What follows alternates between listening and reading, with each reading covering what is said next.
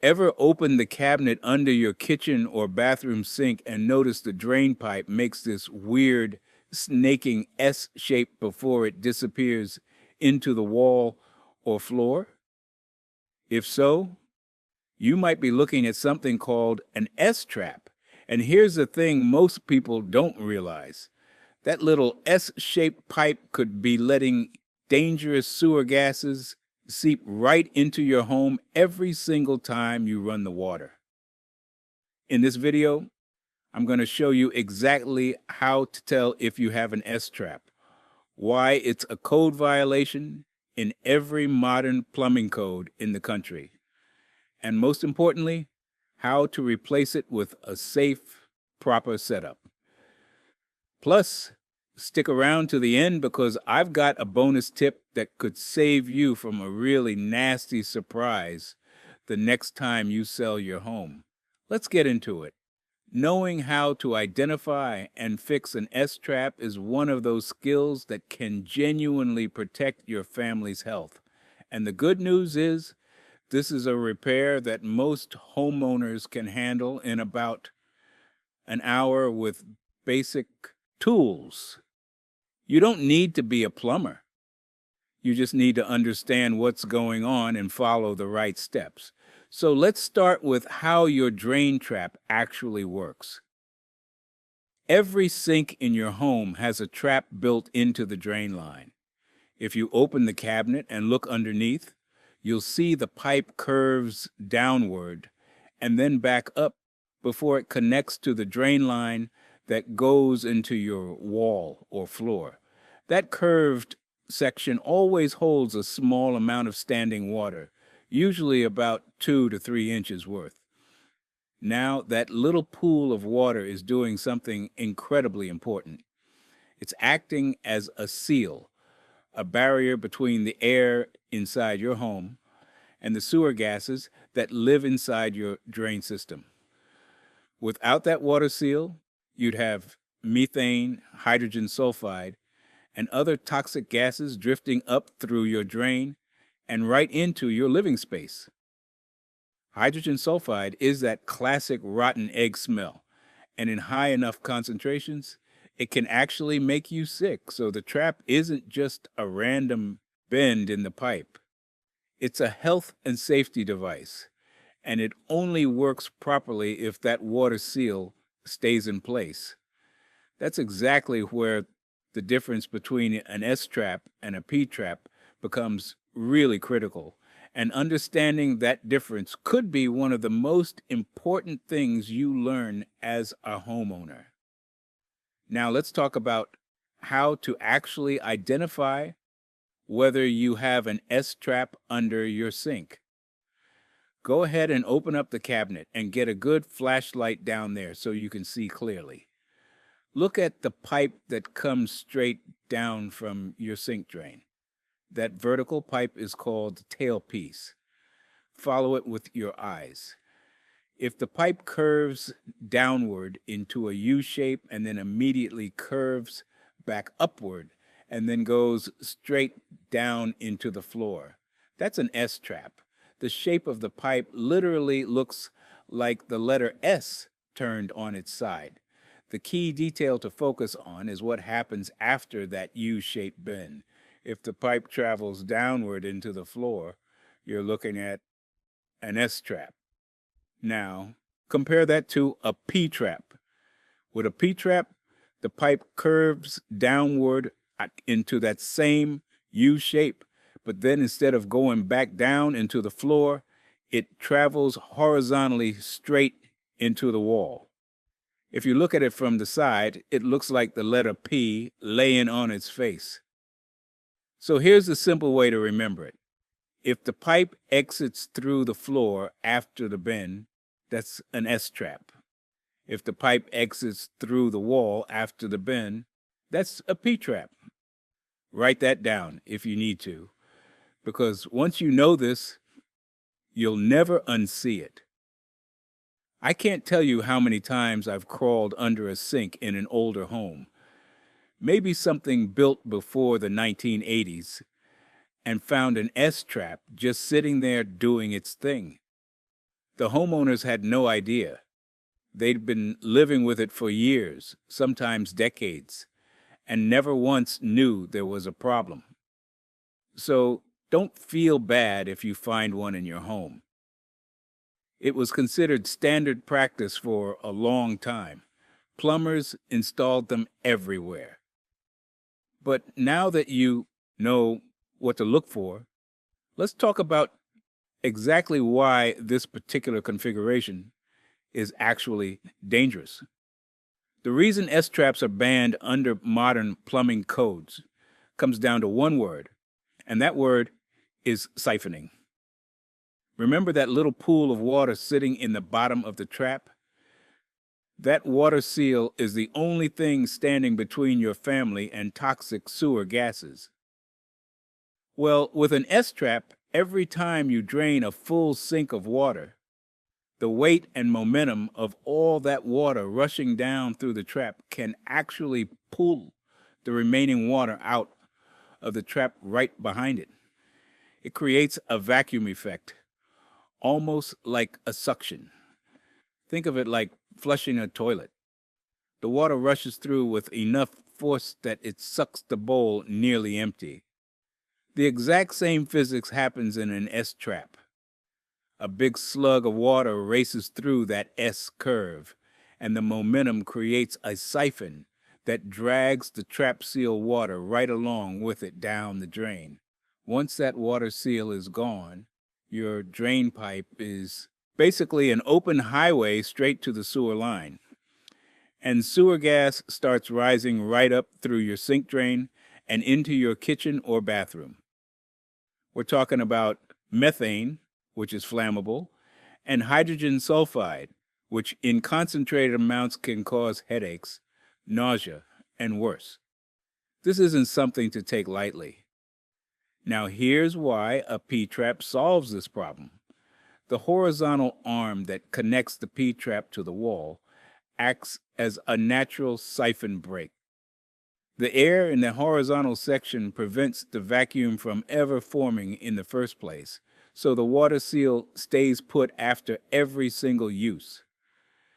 That's the whole reason the plumbing code switched over to P-traps. It's not just a preference or a style choice.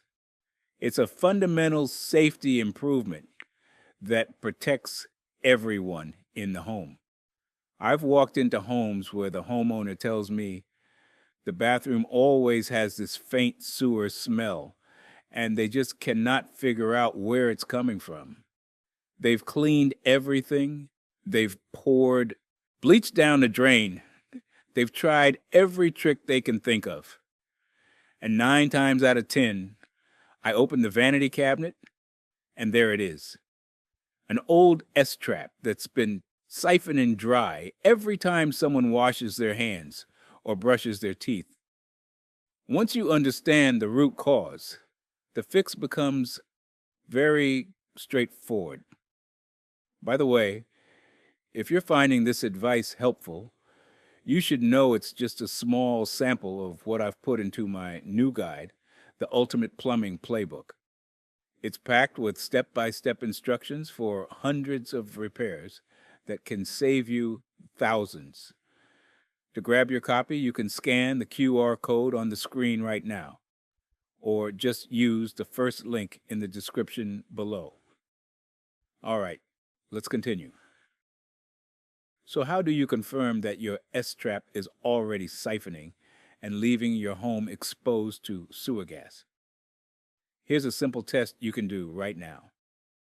Fill your sink all the way up to the brim with water.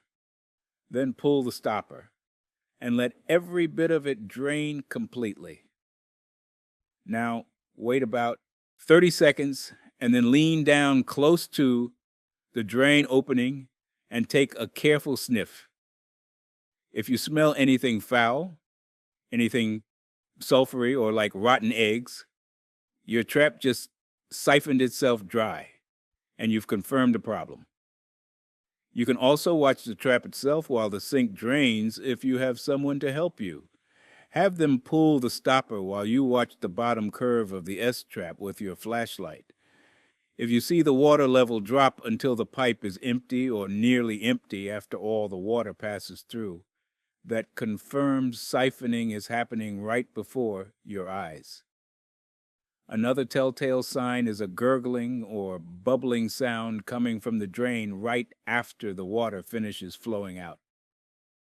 That gurgling noise is air being sucked backward through the empty trap, and it means your water seal has been completely compromised.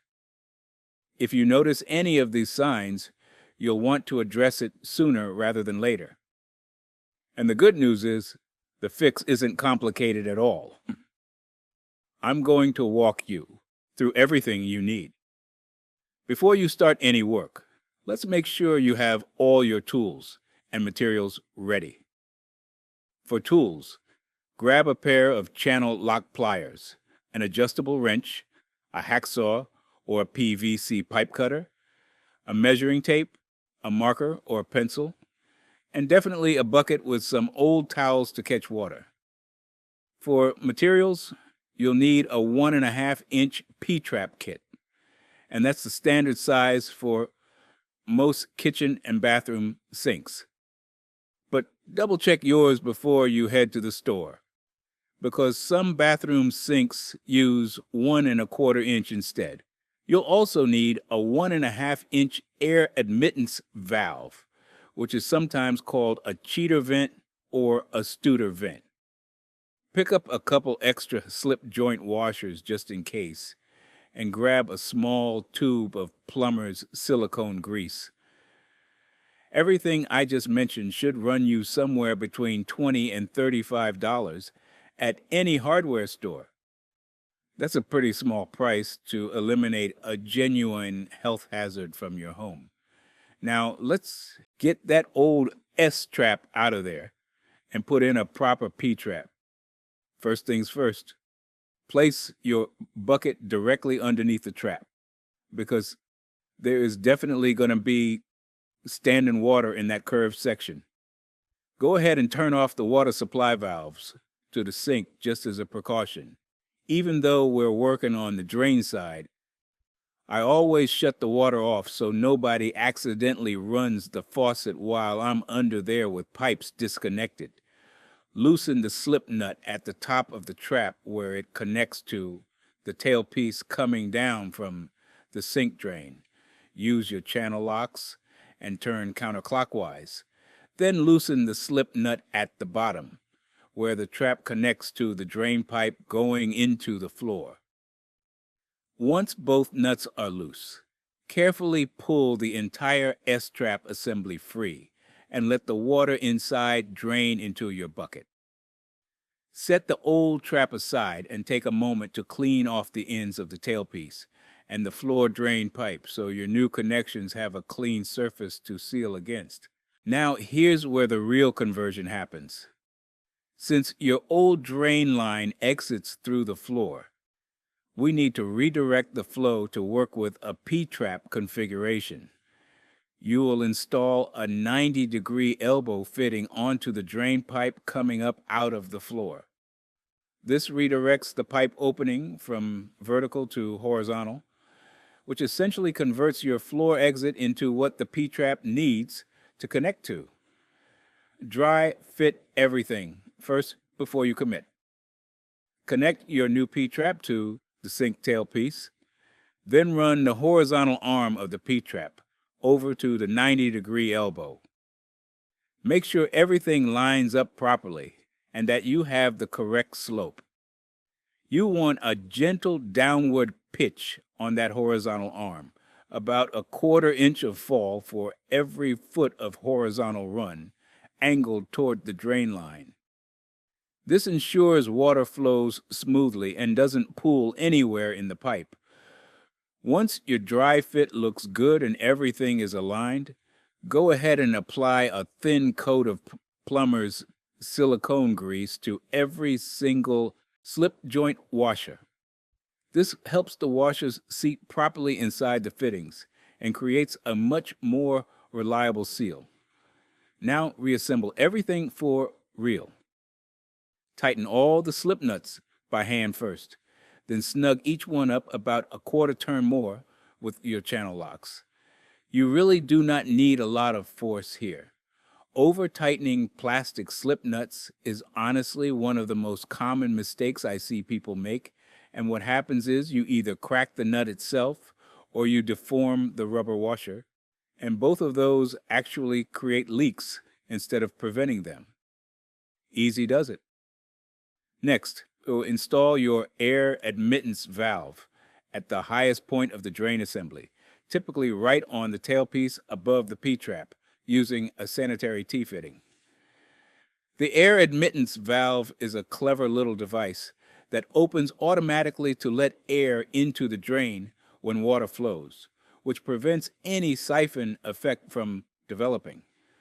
Then it closes right back up to block sewer gases from escaping into your home. It's a simple and elegant solution, especially when you don't have easy access to tie into a traditional vent pipe that goes up through the roof. With everything connected and tightened, it's time to test your work. Turn the water supply back on and run your faucet at full flow for a solid 60 seconds. While the water is running, get back down under the sink with your flashlight and carefully inspect every single connection point for drips. Pay close attention to each slip nut, and especially the connection at the 90-degree elbow. After 60 seconds, shut off the faucet and watch the trap closely. You should see water sitting calmly in the bottom of that P-trap curve. That's your water seal, and it should stay right there without dropping. Now, here's the real test. Fill the entire sink up one more time, all the way, and let it drain all at once. This simulates the worst-case scenario, a full rush of water that used to siphon your old S-trap dry every time. Once the sink is empty, check that trap again. If that water seal is still sitting right where it should be, you've done the job correctly. Lean down and give the drain opening a sniff. You should smell absolutely nothing, just clean air. That right there is a beautiful thing. Let's go over some common problems you might encounter and how to handle them. If you notice a slow drip at any slip nut connection, resist the urge to just torque it down harder. Instead, take the connection apart. Check that the washer is sitting flat and isn't pinched or twisted. Apply fresh grease and put it back together. A washer that's even slightly crooked will leak no matter how tight you make that nut. If your new P-trap doesn't quite reach the drain pipe, you may need a tailpiece extension or a longer horizontal arm section. Most P-trap kits come with pieces you can trim to the exact length you need with your hacksaw, so measure twice and cut once. If you still notice a faint sewer smell after the installation, check your air admittance valve. Gently lift the cap and make sure it moves freely up and down. If it's stuck in either position, just replace it. They only cost about $8 to $12, and they're simple to swap out. If your existing drain pipe is old galvanized steel and looks corroded, use a rubber fern co-coupling to make the transition between the old steel and your new PVC fittings. These flexible couplings use stainless steel hose clamps to create a solid watertight connection between two different pipe materials, and they work beautifully. And finally, if your sink seems to drain a little slower than before, double check that your horizontal arm has the proper downward slope and make sure there are no rough burrs inside the pipe from where you made your cuts. A quick pass with some medium grit sandpaper inside each cut in smooths everything out and gets the water flowing freely. Now, for that bonus tip I promised you right at the beginning, if you're even thinking about Selling your home in the next few years, I want you to go check every single sink in the house this weekend. S-traps are one of the most commonly flagged items on home inspections, and I have personally seen deals get delayed or buyers demand repair credits of $200 to $400 per sink just to have a licensed plumber come out and do the exact same conversion we just covered. You can fix every sink in your entire house yourself for the cost of a few P-trap kits and one afternoon of your time. I've talked to homeowners who lost real negotiating leverage at the closing table over something this simple and this inexpensive to fix. Take care of it now, on your own schedule and your own terms, for a fraction of what a plumber would charge if you're scrambling to get it done before closing day. It's honestly one of the easiest ways to bulletproof your home inspection report and keep more of your hard-earned money right where it belongs, in your pocket. Before you go, I want to make sure you know about my complete guide, the Ultimate Plumbing Playbook. It goes way deeper than we can in a single video, with 85 pages covering everything from clearing any clog to replacing your own water heater. If you want to stop wasting money on simple fixes, this book is for you. Just scan the QR code on the screen or click the link in the description to get your copy. Thanks for watching. And if you haven't already, make sure you hit that subscribe button so you don't miss the next one.